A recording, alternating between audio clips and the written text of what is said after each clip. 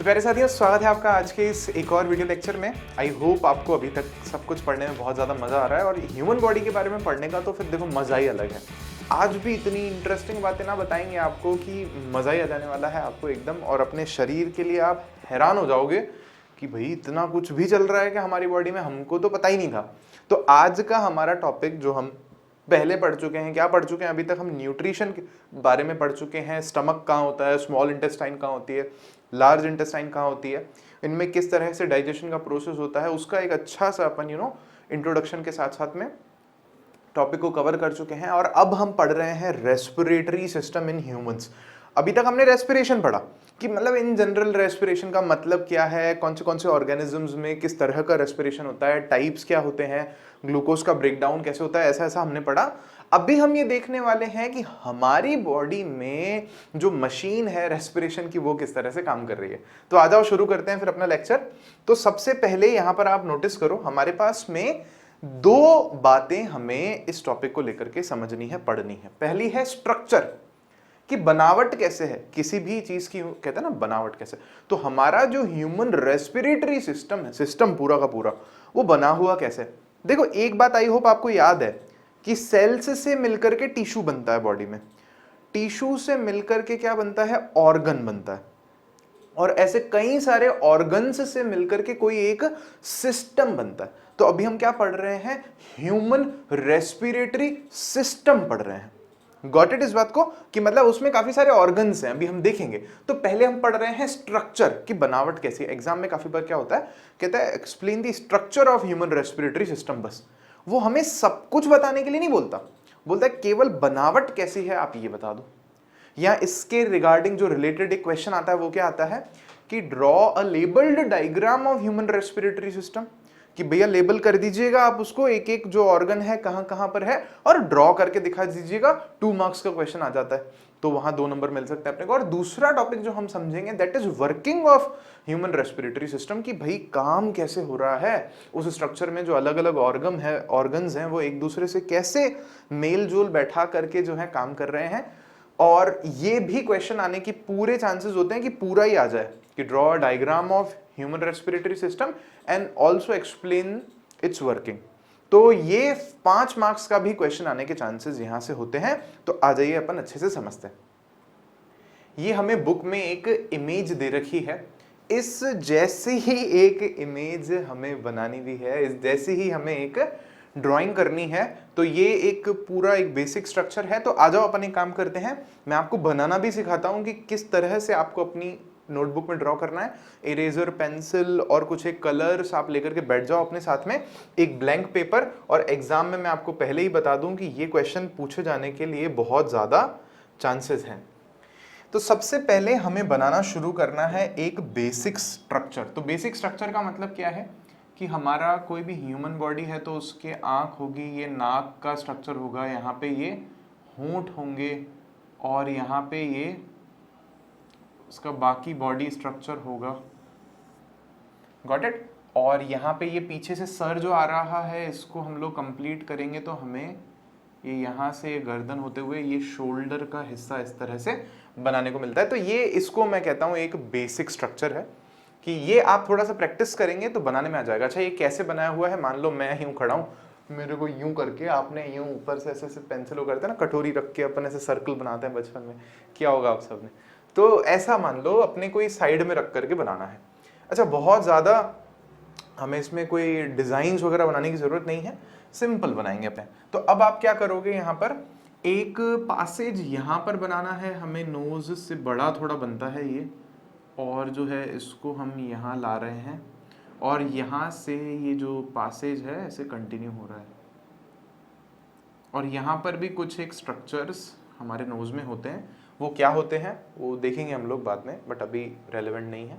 और फिर उसके बाद में यहाँ पर हमारे मुंह से भी एक पाइप जा रहा होता है, जो कि इस नोज के पाइप से जाकर के पूरा जो है मिल जाता है। Getting it? ये समझ आया आपको?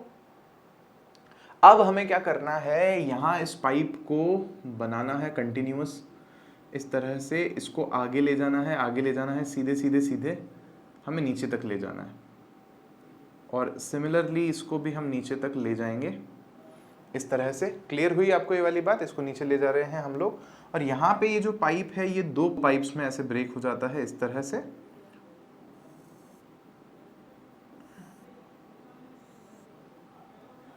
और यहाँ पर हमें जो है लंग्स का स्ट्रक्चर बनाना है, जो कि कुछ इस तरह से बनाना है।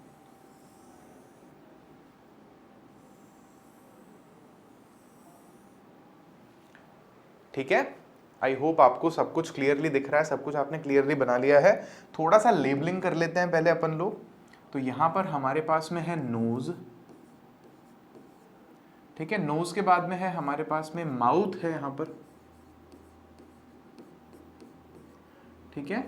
और यहां पर आप नोटिस करेंगे तो हमारे पास में ये नोज स्ट्रिल्स हैं। वो आपने देखा होगा ना, वो विक्स इनहेलर का एडवर्टीजमेंट आता है विराट कोहली से, नाक में वो कहते हैं विक्स इनहेलर, वो तो वो नोस्ट्रिल्स के लिए ही होता है कि बंद नोस्ट्रिल्स के लिए आप ये काम में ले सकते हैं, ठीक है। ये नोस्ट्रिल्स हैं। और ये यहाँ पर ये जो पूरा का पूरा रास्ता है इसको हम लोग बोलते हैं नेसल पासेज। क्या कहते हैं? Nasal Passage. पासेज का मतलब होता है रास्ता, रास्ता या पैसेज कह सकते हैं आप लोग। पैसेज नहीं, लेकिन पैसेज अलग हो जाता है, पासेज। तो it's a passage, nasal passage. फिर उसके बाद में क्या है हमारे पास में? तो यहाँ पे ये बकल कैविटी है, उसको छोड़ सकते हैं अभी अपन, क्योंकि हम वो पहले पढ़ चुके हैं। अच्छा, इसके बाद हमारे काम की क्या क्या ऑर्गन्स हैं जिनके बारे में हमें थोड़ा थोड़ा समझना है, वो देख लेते हैं।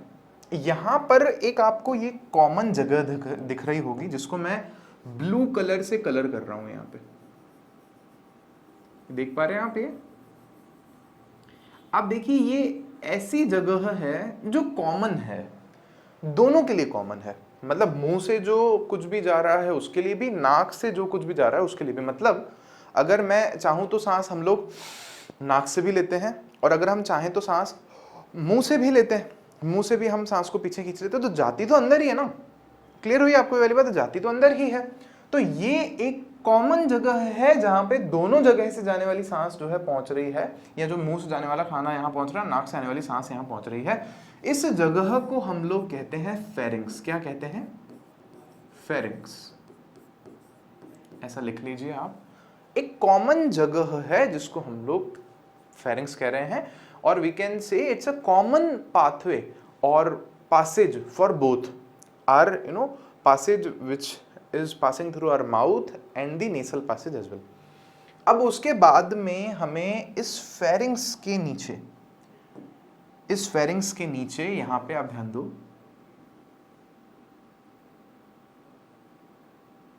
इस तरह का एक स्ट्रक्चर बनाना है, और इसको कलर कर देता हूं मैं पूरा ताकि थोड़ा अच्छा लगे।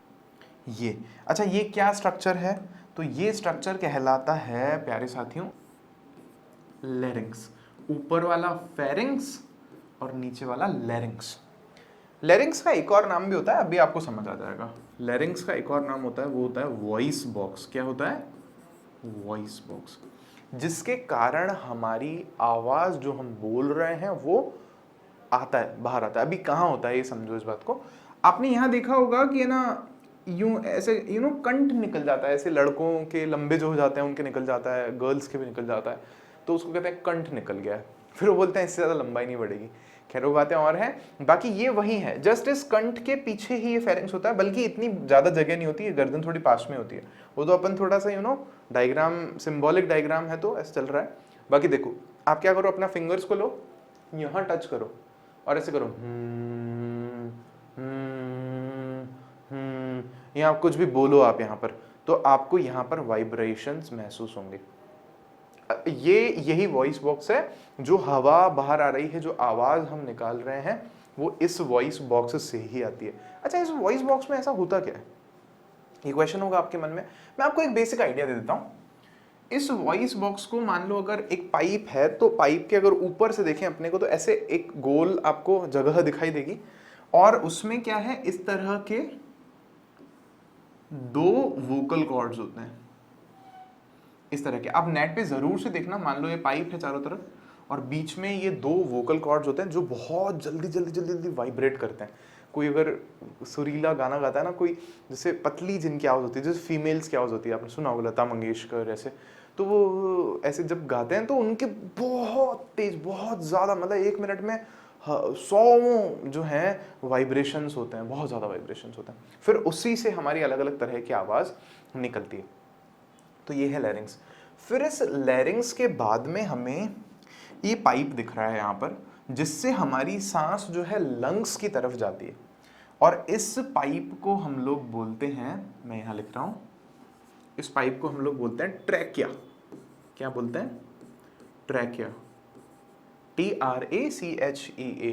अच्छा, ये ट्रैकिया या ये जो भी मैं ड्रॉ कर रहा हूँ, आपको हो सकता है मेरी स्पीड थोड़ी सी ज़्यादा लग रही हो, आप वीडियो रोक रोक के भी कर सकते हैं, नो प्रॉब्लम एट ऑल, आराम से, है ना। आप अच्छे से बनाना डायग्राम, और ये डायग्राम का आपको 2-3 बार प्रैक्टिस करना है। मेरा तो बहुत बार हो गई ये प्रैक्टिस, इसीलिए मैं एक बार में बना पा रहा हूँ, बट आपको 2-3 बार प्रैक्टिस करनी है ये, क्योंकि एग्जाम वाइज बहुत ज़्यादा इंपॉर्टेंट है। फिर इस पाइप पर हमें कुछ एक रिंग्स बनानी है इस तरह से, इनको हम लोग बोलते हैं रिंग्स ऑफ कार्टिलेज। क्या बोलते हैं? इसको चूड़ियां पहना देनी है अपने को, ठीक है। इनको हम लोग बोलते हैं रिंग्स ऑफ कार्टिलेज। मैं लिख देता हूं यहां पर, किसी भी एक को लेकर के हम लिख देते हैं।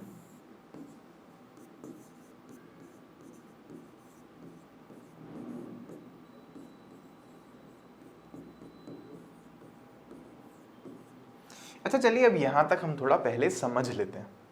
होता क्या है, हमने नाक से सांस ली, तो सबसे पहले एक जो चीज़ मैंने आपको बताई नहीं, वो क्या होती है कि सबसे पहले हमारी नाक में यहाँ पे ना बहुत छोटे छोटे छोटे छोटे क्या होते हैं हमारे पास में, बाल होते हैं काफ़ी सारे, और साथ ही साथ में म्यूकस भी होता है। म्यूकस मतलब कुछ चिपचिपा सा, कुछ कुछ छी, मतलब छी वाला जिसको हम फेंक देते हैं, उसको म्यूकस कहते हैं हम लोग, लिक्विड जैसा, सेमी लिक्विड सब्सटेंस।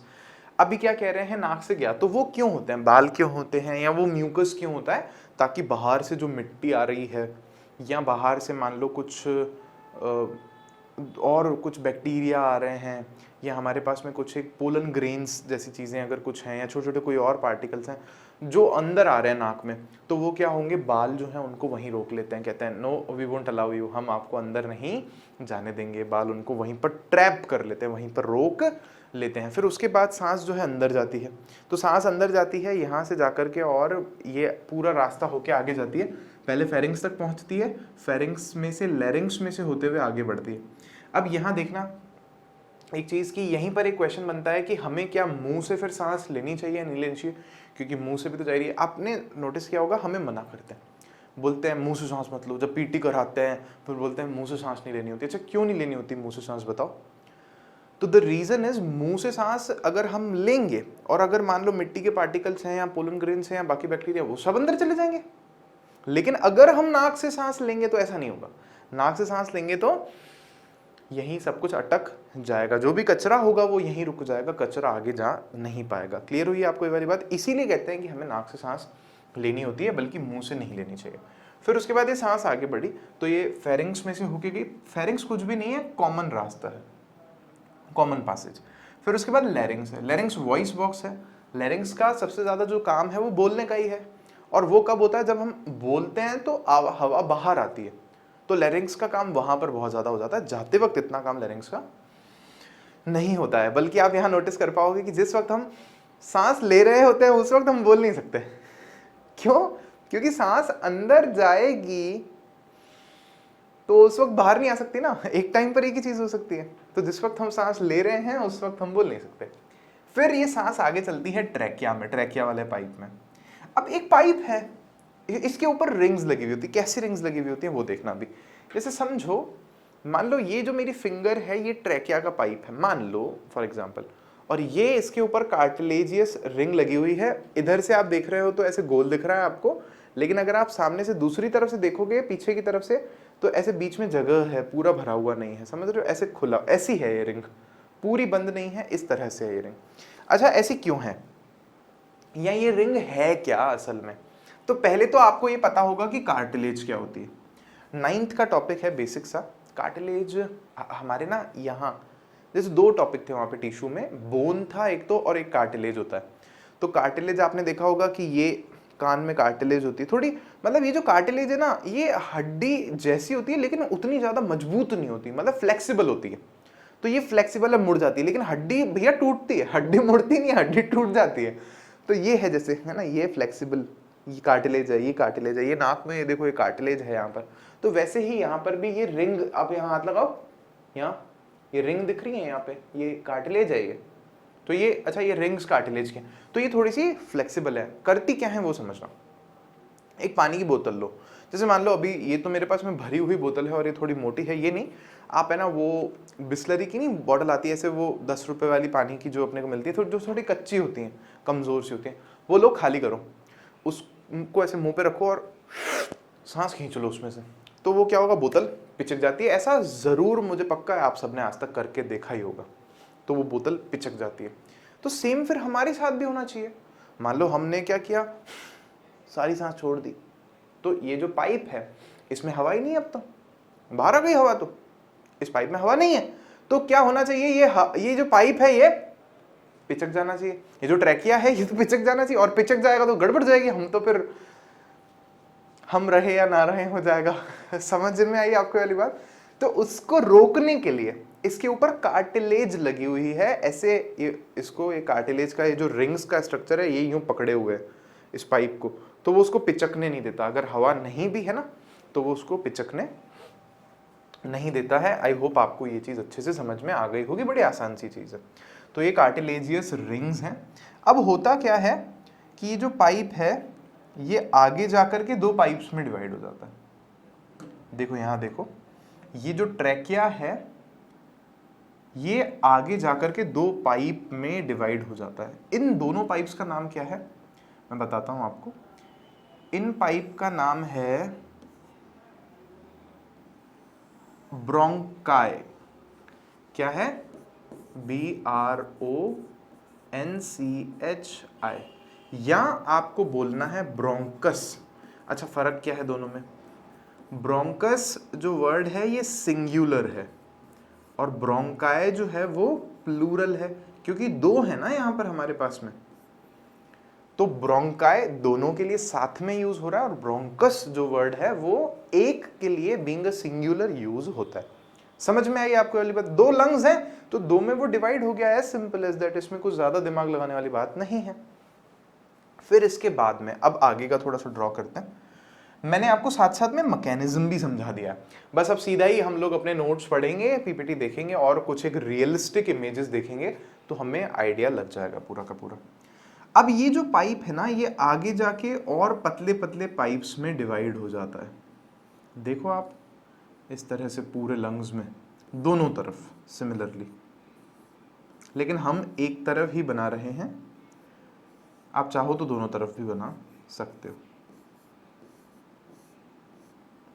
ठीक है। और यहां पर आप देखोगे तो ये सारे पाइप्स जहां खत्म होते हैं ना वहां पर बहुत सारे अंगूर के बंचेस, बंचेस ऑफ ग्रेप्स हमारे पास होते हैं ना, उसके जैसे स्ट्रक्चर्स होते हैं, छोटे छोटे गोल गोल। हालांकि वो ब्लू कलर के नहीं होते, हम ब्लू बना रहे हैं यहाँ पर उनको, वो रेडिश कलर के होते हैं। अभी मैं आपको इमेज में दिखाऊंगा सब कुछ। तो इस तरह से हमने इनको ड्रॉ कर दिया है। अब इनके नाम पहले अपन लिख लेते हैं, फिर मैं आपको इनके काम के बारे में समझाता हूँ। तो सबसे पहले तो आप इसको देखो, ये हमारे पास में ये जो और पतले पतले पाइप है ना, ये ब्रोंकस जिन पाइप्स में डिवाइड हो रहा है इनको क्या बोलते हैं हम लोग? तो इन पाइप्स को, ये खूब सारे पाइप्स हैं हमारे पास में यहाँ पर, और भी बना लेते हैं थोड़ा सा ताकि आपको आइडिया लग जाए अच्छे से। इनको हम लोग बोलते हैं ब्रोंकियोल्स।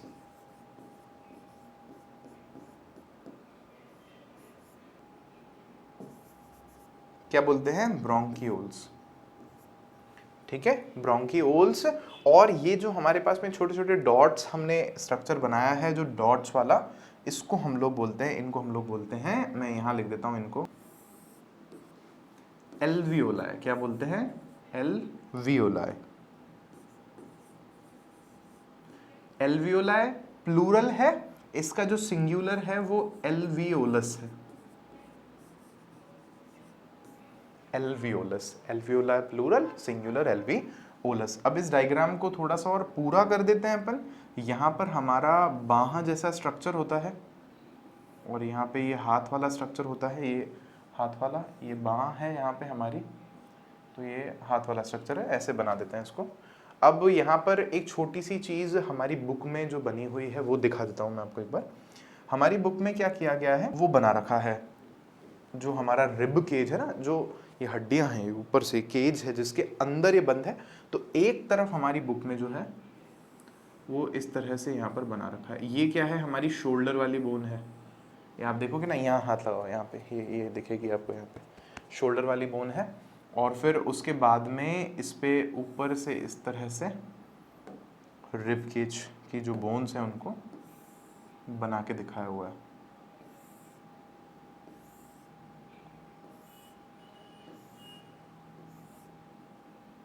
इस तरह से आप देखोगे तो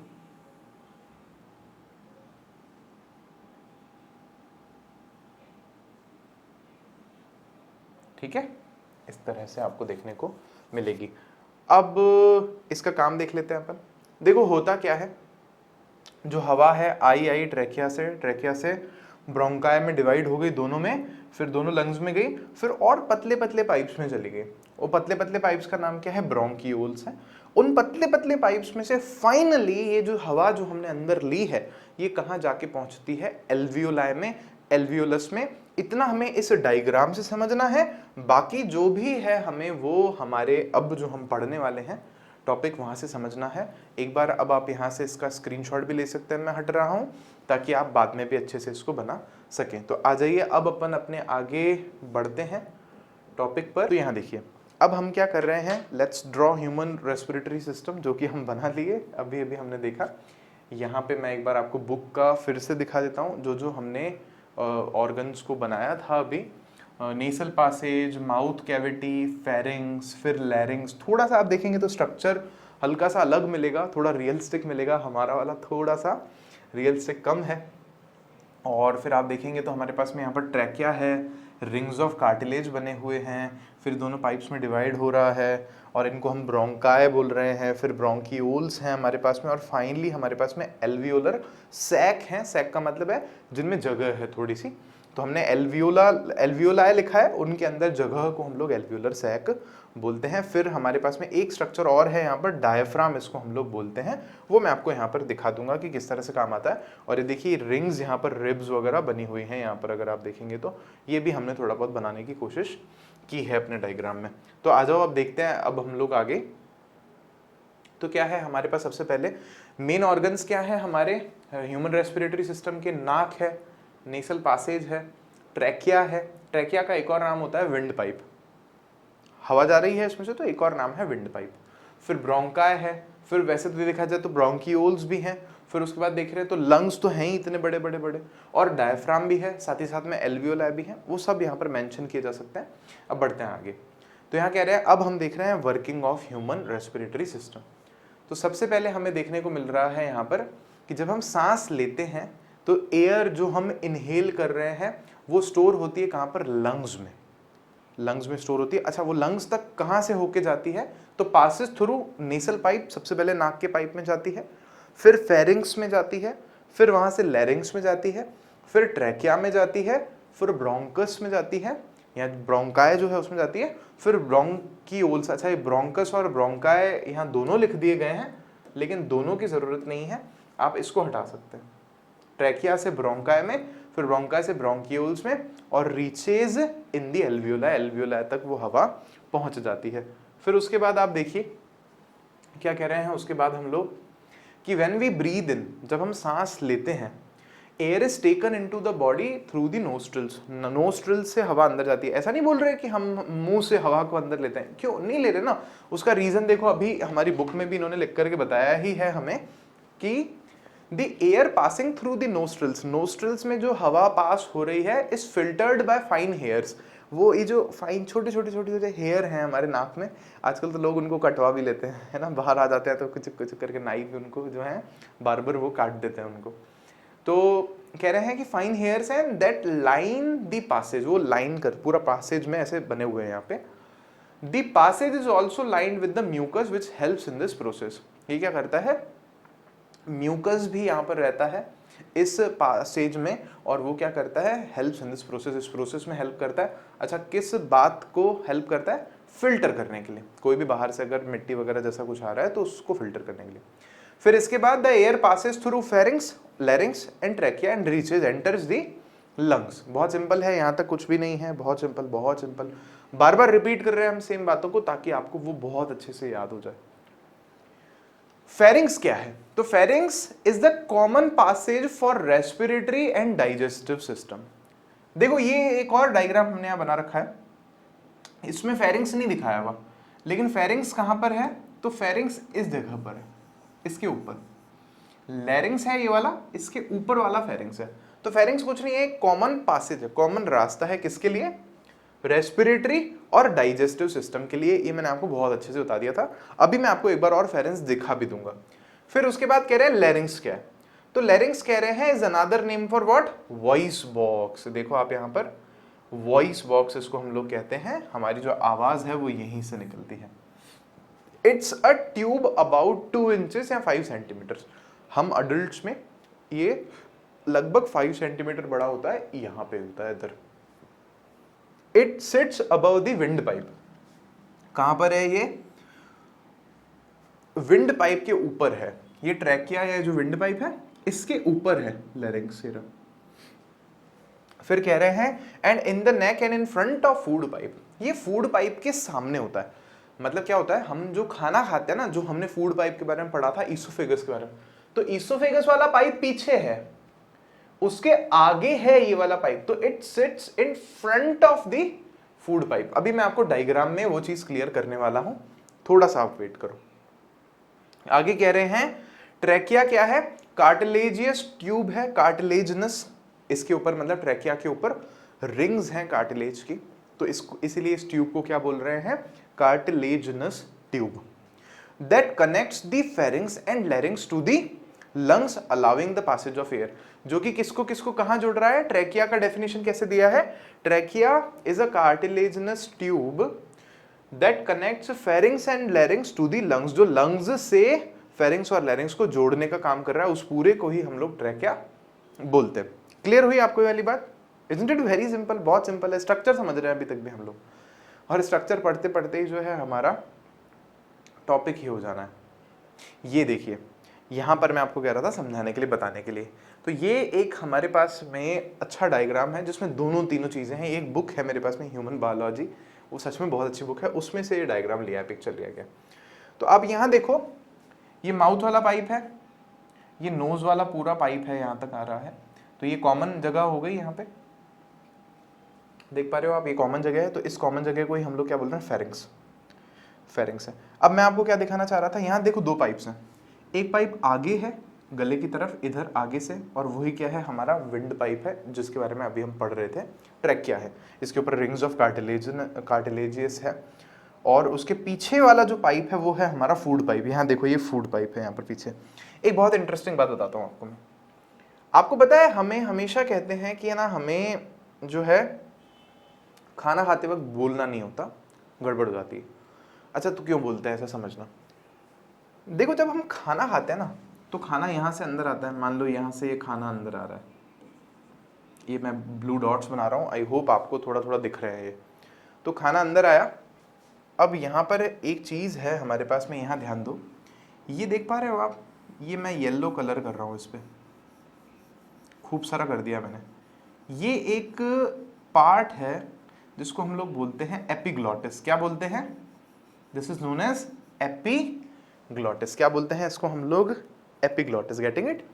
अच्छा ये क्या करता है, हम जैसे ही खाना आता है ना, इसके ऊपर जैसे ही खाना आकर के गिरता है, ये खाना आकर के इसके ऊपर गिरता है, तो ये मुड़ जाता है, ये एपिग्लॉटिस अपनी जगह चेंज कर लेता है, और ये ऐसे हो जाता है, ऐसे हो जाता है। अच्छा ऐसे होने से क्या होता है कि वो खाना स्लिप होकर के सीधा फूड पाइप में जाता है, यहां से फूड पाइप में जाता है, और ना कि कहां जाता है, सीधा यहां देखो आप, ये फूड पाइप में खाना जो है यहां से जाता है इसमें, और इसमें नहीं जाता विंड पाइप में। अगर विंड पाइप में जरा सा भी खाना या जरा सा भी पानी कभी हमारे गलती से चला जाता है तो क्या होता है, आंखें एकदम पानी बाहर आने लग जाता है, एकदम खाना खाते खाते हम सब छोड़ देते हैं, वो पानी ले आता है कोई, मतलब गड़बड़ हो जाती है, बहुत ज़्यादा चोकिंग भी हो सकती है और बहुत ज़्यादा स्थिति खराब भी हो सकती है अगर ज़्यादा खाना उसमें चला जाए तो अब देखो होगा क्या, जब हम खाना खा रहे हैं और अगर हम बोल रहे हैं तो खाना जब जाएगा तो विंड पाइप को बंद होना पड़ेगा क्योंकि एपिग्लॉटिस उसको बंद कर देगा, सिंपल। लेकिन अगर हम साथ ही साथ बोलना चाह रहे हैं तो हवा को बाहर आना पड़ेगा, यहां से विंड पाइप से हवा को बाहर आना पड़ेगा और बाहर आने के लिए एपिग्लॉटिस को खोलना पड़ेगा। तो होगा क्या कि एपिग्लॉटिस खुल गया हल्का सा और खाना भी मान लो उसी वक्त जा रहा है और गलती से थोड़ा सा खाना जो है मान लो अपना विंड पाइप में चला जाता है तो वहीं दिक्कत हो जाती है, फिर वहीं अपनी को खांसी वांसी आने है ना, आंखें एकदम हमारी ऊपर नीचे हो जाती हैं कि भैया ये क्या हो गया। तो ये चीज मुझे आपको दिखानी थी। आई होप आपको अच्छे से यहाँ पर ये समझ में आया होगा। अपन आगे बढ़ सकते हैं। तो यहां पर अब हम कह रहे हैं कि rings of cartilage are present in the throat, these ensure that the air passage does not collapse. ये बात हमने समझी थी कि ये जो ट्रैकिया पे या जो विंड पाइप पर ये जो रिंग्स ऑफ कार्टिलेज हैं ये इस बात को इंश्योर करती हैं कि जो विंड पाइप है ये कोलैप्स ना हो, जिसम करके ऐसा पिचक नहीं जाए। फिर इसके बाद कह रहे हैं हम लोग with in the lungs the passage divides into smaller and smaller tubes which finally terminate in balloon like structures which are called alveoli। कि हमारे लंग्स के अंदर क्या होता है कि ये जो विंड पाइप है ये फाइनली क्या होता है, डिवाइड हो जाता है, दो पाइप्स में डिवाइड हो जाता है और वो फिर धीरे धीरे आगे और स्मॉलर पाइप्स में डिवाइड होते हैं और फाइनली जाकर के एल्वियोलाई में खुलते हैं। और ये एल्वियोलाई देखो कैसा है, यहाँ आप देख रहे हो, it's a balloon like structure, गुब्बारे जैसा स्ट्रक्चर है। एग्जाम में ऐसा क्वेश्चन भी पूछता है कि which of the following is a balloon like structure in our body, तो हम कहते हैं इट्स एल्वियोलाई या एल्वियोलस। ये रहे देखो, ये हैं बंच ऑफ, मैं आपको कह रहा था ना ग्रेप्स, अंगूर के गुच्छे की तरह, तो ये इस तरह से ये पूरे के पूरे एल्वियोलाई हैं, खूब सारे। इनका भी एक और मैं थोड़ा आपको पिक्चर दिखाऊंगा तो आपको अच्छे से और क्लियर होगा। अगले लाइन में हम लोग कह रहे हैं the alveoli provide a surface where the exchange of gases can take place। Alveoli जो हैं, ये रहे एल्वियोलाई, ये सरफेस प्रोवाइड करवाते हैं, सरफेस प्रोवाइड करवाते हैं ताकि गैसेस का एक्सचेंज हो सके। आप यहाँ ध्यान दो, इन एल्वियोलाई के चारों तरफ क्या होता है, लंग्स में बहुत सारी है ना ब्लड वेसल्स होती हैं जिनको हम लोग क्या आर्टरी या वीन के नाम से जानते हैं या कैपिलरी इसको हम कहते हैं, कैपिलरी बेड्स कहते हैं। जैसे मान लो एक ये एल्वियोलाई है, इसको पूरा है ना चारों तरफ से अलग अलग जो है हमारी ये क्या है हमारे पास में ब्लड वेसल्स इन्होंने घेर रखा है, ऐसे घेर रखा है। अब होता क्या है कि इसके अंदर एल्वियोलाई के अंदर ऑक्सीजन आ गई, मान लो हवा आ गई खूब सारी, तो उसमें से ऑक्सीजन जो है वो अपने आप है ना इन जो अलग अलग ब्लड वेसल्स हैं इनमें डिफ्यूज हो जाती है। डिफ्यूजन आपको बताया था मैंने कि अगर कोई गैस एक ज़्यादा जगह से एक ऐसी जगह पर जहां पर उस गैस का अमाउंट कम है वहां पर अपने आप अगर मूव करे तो उसको हम लोग डिफ्यूजन कहते हैं, और बीच में एक सेमी परमिएबल मेम्ब्रेन हो। ये हमने बचपन में डेफिनेशन पढ़ी। अभी आप बस ये समझो कि एल्वियोलाई के अंदर ऑक्सीजन ज्यादा है, तो वो ऑक्सीजन क्या होती है, ये जो पाइप है बाहर जो बहुत पतली एक लेयर से जुड़े हैं बस एक दूसरे से, कि ये जो कैपिलरी है इसकी दीवार बहुत पतली है और जो एल्वियोलाई है इसकी भी दीवार बहुत पतली है, उसमें से कुछ एक चीजें एक्सचेंज हो सकती हैं, तो ऑक्सीजन जो है वो ब्लड में चली जाती है, डिफ्यूज हो जाती है। और जितना ज्यादा ये हो पाएगा जल्दी तो उतना ही अच्छा रहेगा। और जितना जल्दी होने का मतलब यहाँ पर क्या है कि जल्दी होने का मतलब है यहाँ पर कि बहुत ज्यादा अगर नेटवर्क होगा कैपिलरीज का एक साथ तो बहुत अच्छा होगा, और उसी के लिए बहुत सारी हमारे पास में ये हैं क्या एल्वियोलाई। और ये इसीलिए हम कह रहे हैं कि एल्वियोलाई क्या करता है, बड़ा एक सरफेस प्रोवाइड करवाता है। Getting it? अब देखो यहां पर ये रहा, हाँ एग्जैक्टली ये रहा वो डायग्राम। आप देखो ये किसी एक लंग का डायग्राम है, इसमें आप देख लो कितने एल्वियोलस हैं। तो देयर आर अराउंड, आपको जानकर के हैरानी होगी, इट्स इन मिलियंस, करोड़ों एक लंग्स में एल्वियोलस हैं, एक लंग। तो ये बहुत ही अपने आप में एक बड़ा नंबर है। आगे बढ़ते हैं अपन। Alveoli are surrounded by thin blood vessels called capillaries. Capillaries के बारे में हम आगे पढ़ेंगे एक टॉपिक में, इसके अगले टॉपिक में, बट अभी आप याद रखो बहुत पतले पाइप्स हैं हमारी बॉडी में जो ब्लड को लाने ले जाने का काम करते हैं, उनको हम कैपिलरीज बोलते हैं। तो हर एक एल्वियोलाई के पूरी चारों तरफ क्या है, बहुत ज्यादा कैपिलरीज हैं जिनमें ब्लड है बहुत सारा। So the oxygen of air diffuses out from the alveoli walls into the blood. यहाँ से क्या होता है, ऑक्सीजन जो है एयर में वो डिफ्यूज आउट, वो डिफ्यूज हो जाती है उस ब्लड में, उन कैपिलरीज में, जैसा कि मैंने आपको बताया था। और डिफ्यूज होने का मतलब है डिफ्यूजन। आगे बढ़ते हैं। Oxygen is carried by blood to all parts of the body as the blood passes through the tissues of the body, the oxygen present in diffuses into the cells। अब क्या होता है कि ये जो ब्लड है ये इस ऑक्सीजन को पूरी बॉडी में ले जाता है, एक एक सेल में, एक एक टिश्यू में, और उसमें ऑक्सीजन है ब्लड में, वो ले जा रहा है एक एक सेल के पास में। सेल के पास जाके बाहर ठक ठक करता है ब्लड, कहता है सर ये अपना ऑक्सीजन चाहिए आपको। सेल कहता है अरे भैया भैया ऑक्सीजन दे दो। कहता क्या करोगे ऑक्सीजन, कहता है वो ग्लूकोज आ गया, ग्लूकोज आ गया हमारे पास, डाइजेशन हुआ था ना, वो ब्लड में ग्लूकोज आ गया, ग्लूकोज बैठा है अभी अंदर, तो ग्लूकोज आके ऑक्सीजन से रिएक्शन करेगा तो क्या होगा, एनर्जी उससे जनरेट होगी, जैसा कि अभी हम थोड़ा आगे पढ़ने वाले हैं। अब क्या कह रहे हैं यहाँ पर हमारे पास में, ऑक्सीजन जो है हमारे ब्लड में कैसे जाती है आगे समझना, is carried bye respiratory pigment. ये बहुत इंपॉर्टेंट चीज है, इसको याद रखना है आपको। ऑक्सीजन जो है हमारे ब्लड में वो रेस्पिरेटरी पिगमेंट के साथ जाती है जो कि हमारे ब्लड में प्रेजेंट है, which is present in our blood. तो कह रहे हैं ह्यूमन बीइंग्स में, in human beings the respiratory pigment is haemoglobin, haemoglobin which has a very high affinity to the oxygen, for oxygen. This pigment is present in the red blood corpuscles। यहाँ मैंने देखो एक red blood corpuscle बनाया, cell बनाया, red blood cell. मैं क्या कहना चाह रहा हूँ आप उसको ध्यान से समझना। हम जो ऑक्सीजन ले रहे हैं वो एल्वियोलाई तक पहुंच गई, अब वो ब्लड में चली गई, लेकिन ऑक्सीजन जो है वो वाटर में बहुत ज्यादा अच्छे से डिसॉल्व नहीं होती। मतलब उसको ट्रेवल जब करेगी तो किसी से दोस्ती करनी है, किसी के साथ जाना है, कोई उसको लेकर के जाए। तो यहां पर ले जाने का काम कौन करता है, हमारी बॉडी में ऑक्सीजन को, उसको बोलते हैं हम रेस्पिरेटरी पिगमेंट। और वो पिगमेंट का नाम क्या है हम ह्यूमन बीइंग्स में, वो है हीमोग्लोबिन। आपने सुना होगा हीमोग्लोबिन कम हो गया है बॉडी में, ये सुना होगा है ना। तो हीमोग्लोबिन जो है वो है रेस्पिरेटरी पिगमेंट। और ये लाल बनाया मैंने, इसको लाल इसलिए बनाया क्योंकि इस हीमोग्लोबिन के कारण ही जो हमारे ब्लड सेल्स हैं ये वाले रेड, इनका कलर रेड होता है। तो ये जो हीमोग्लोबिन है ये इस रेड ब्लड सेल में होता है और ये ऑक्सीजन से बहुत अच्छी दोस्ती कर लेता है, बहुत सारे ऑक्सीजन के मॉलिक्यूल्स को पकड़ के बैठ जाता है, कहता है चलो घूमने चलेंगे। आई बात आपको समझ में, it's very simple, as simple as this. और दूसरी तरफ क्या होता है, अब हम सांस जब छोड़ेंगे तो कार्बन डाइऑक्साइड बाहर आ रही है, और वो कार्बन डाइऑक्साइड असल में कहां बन रही है, उन्हीं सेल्स में बन रही है जहां पर ऑक्सीजन हम देकर आ रहे हैं।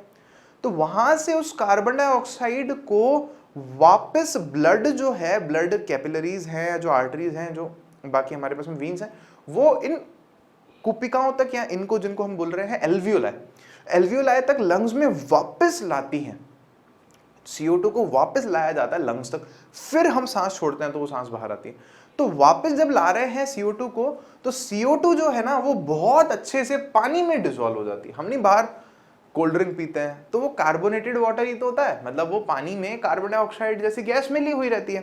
तो CO2 बहुत अच्छे से पानी में डिसॉल्व हो जाती है, सॉल्व हो जाती है, और उसके सॉल्यूबल है मतलब, और वो अच्छे से फिर उस ब्लड में, पानी में जो बह करके आ रही है, हमारे ब्लड में बहुत बड़ा हिस्सा पानी का होता है, काफी ज्यादा। जैसे मान लो अगर 10 लीटर खून है तो उसमें से 3.5 से 4 लीटर पानी है, तो इतना ज्यादा पानी है तो उसमें आराम से CO2 घुल करके आ जाती है। तो CO2 तो किसके साथ चलती है, पानी के साथ में।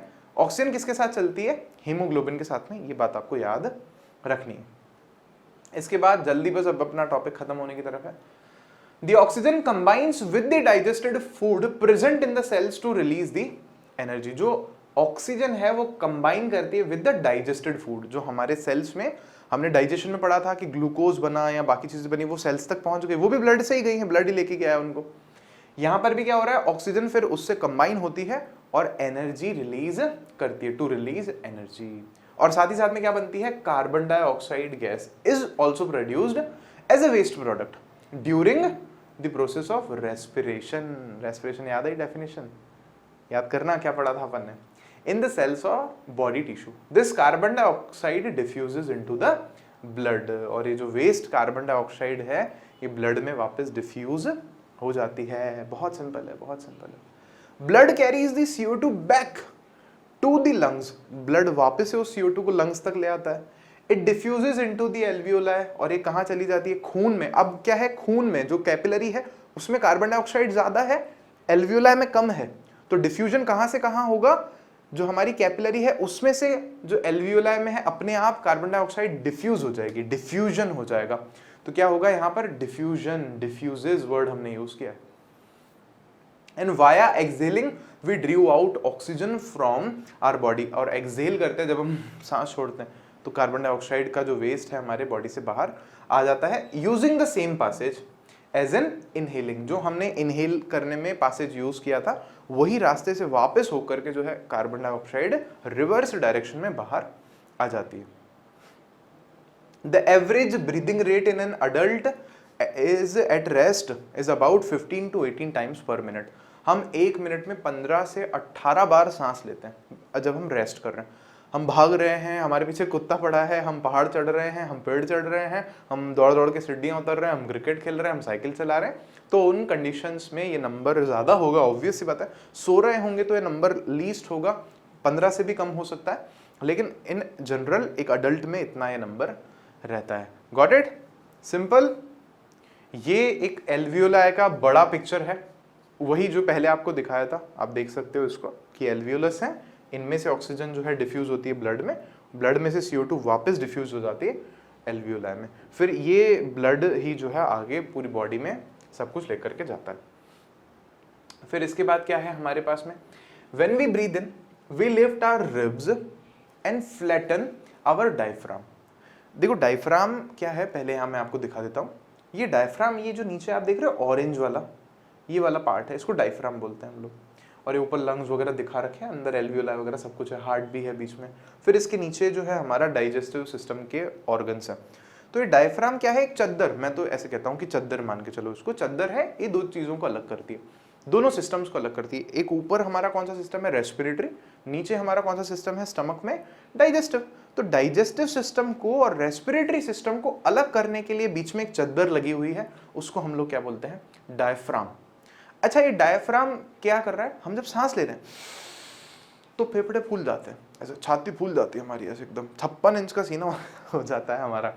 तो ये फूल गया, फेफड़े फूल गए, तो फूल गए तो जगह ज्यादा घेरेंगे वो, फिर तो ऐसे फेफड़े फूलते हैं ना, तो नीचे की तरफ भी बड़े होते हैं। तो नीचे की तरफ जब फेफड़े बड़े होंगे तो ये जो डायफ्राम है ये थोड़ा नीचे शिफ्ट हो जाता है, मतलब ऐसे सीधा हो जाता है, फ्लैटन्स। ये ऐसे होता है ना, ये यूँ थोड़ा फ्लैट हो जाता है फिर, क्योंकि ऊपर से लंग्स बड़े हो जाते हैं। और लंग्स बड़े होने के कारण क्या होता है कि ये थोरैसिक कैविटी कहलाती है, ये जो जगह है ये लंग्स वाली, या इसको हम लोग चेस्ट कैविटी बोलते हैं। चेस्ट की जगह, छाती की जो जगह है सीने की, वो थोड़ी बड़ी हो जाती है, नीचे वाली थोड़ी छोटी हो जाती है। तो ये चीज हमने यहाँ लिखी है, इसको समझना। जब हम सांस लेते हैं तो हमारी रिब्स जो है ऊपर आ जाती है, ये हड्डियां भी थोड़ी फूल जाती है, ऊपर आ जाती है। एंड फ्लैटन आवर डायफ्राम, हमारा डायफ्राम फ्लैटन हो जाता है, फ्लैट हो जाता है। And the chest cavity becomes larger as a result, जो छाती की जगह है वो बड़ी हो जाती है। बढ़िया बात है। Because of this air is sucked into the lungs and फिल्स the expanded alveoli, और इसी के कारण क्या होता है, जो एल्वियोलाई है वो भर जाते हैं, हवा लंग्स में भर जाती है और थोड़ा बड़ा हो जाता है सब कुछ, सिंपल सी बात है। फिर इसके बाद कह रहे हैं during the breathing cycle when air is taken and in and let out, जब हम एयर को अंदर लेते हैं और बाहर निकालते हैं, the lungs always contain a residual volume of air so that there is a sufficient time for oxygen to be absorbed and for the carbon dioxide to be released. एक बहुत छोटी सी बात है भाई, अगर मैं बोलूँ ना मैंने सारी गैस निकाल दी मेरे अंदर से, सारी हवा, ऐसे नहीं होता। हमारे लंग्स क्या है, थोड़ा सा अमाउंट हवा का हमेशा अपने अंदर रखते हैं, जिसको हम लोग क्या बोलते हैं? Residual amount. देखो येलो में लिखा है अपन ने, रेजिडुअल वॉल्यूम ऑफ एयर, ये हमारी बॉडी में रहता ही रहता है, ताकि क्या है कि थोड़ा हमारे पास टाइम रहे कि जो बाद में ऑक्सीजन आने वाली है या जो कार्बन डाइऑक्साइड जा रही है तो मैनेज हो जाए, उस वक्त भी लंग्स में ऑक्सीजन या जो गैस है, जो एयर है, वो रहे। That has to be there during that time also. तो लंग्स कभी भी खाली नहीं होते हैं। ये दोनों जो हैं ये कुछ एक आप यूं समझ लो कि इंपॉर्टेंट टर्म्स की तरह है कि भाई रेजिडुअल वॉल्यूम क्या है, वॉल्यूम क्या है, चेस्ट कैविटी क्या है, डायफ्राम क्या है और किस तरह से इनका बिहेवियर है, थोड़ा बहुत ये ध्यान रखना है आपको। बाकी जो हम हमारा रेस्पिरेटरी सिस्टम पढ़ रहे थे वो तो पिछले स्टेप पर, पिछली स्लाइड पर ही लगभग खत्म हो चुका है। तो बहुत सिंपल है। अब आपके मन में एक क्वेश्चन होगा कि सर हम लोग ये सब याद कैसे करें, आपने तो तपड़ तपड़ तपड़ पढ़ा दिया हमको। तो देखो रटना कुछ भी नहीं है, आपको बस डायग्राम की 2 बार 3 बार 4 बार प्रैक्टिस करनी है और अपनी लैंग्वेज को थोड़ा मजबूत रखना है, थोड़ा सा स्ट्रांग रखना है, ताकि हम बस लिखने बैठे तो air enters from mouth and passes through और nasal passage passes through pharynx and larynx, then trachea and enters into the lungs. The trachea is a cartilaginous pipe which divides into 2 pipes which are named as bronchus और bronchi, और फिर वो further divide करते हैं bronchioles में, फिर वहां पर क्या है एल्वियोलाई है, एल्वियोलस है। तो ये इस तरह से एक सीक्वेंस में आपको इमेज याद रखनी है और उसके लिए आपको उस डायग्राम की 3 बार 4 बार 5 बार प्रैक्टिस करनी है। तो चलो ये ह्यूमन रेस्पिरेटरी सिस्टम का टॉपिक हमने पूरा किया है। तो मिलते हैं फिर आपसे नेक्स्ट लेक्चर में। इस वीडियो को अगर ज़रूरत पड़े तो 2 बार 3 बार 4 बार ज़रूर से देखिएगा और हो सके तो कोई डाउट है अगर आपके तो उनको ज़रूर कमेंट सेक्शन में लिखिएगा, हम ज़रूर से उनका आंसर करने की पूरी कोशिश करने वाले हैं। चलिए thank you so much, bye bye, मिलते हैं आपसे और वीडियोज़ में।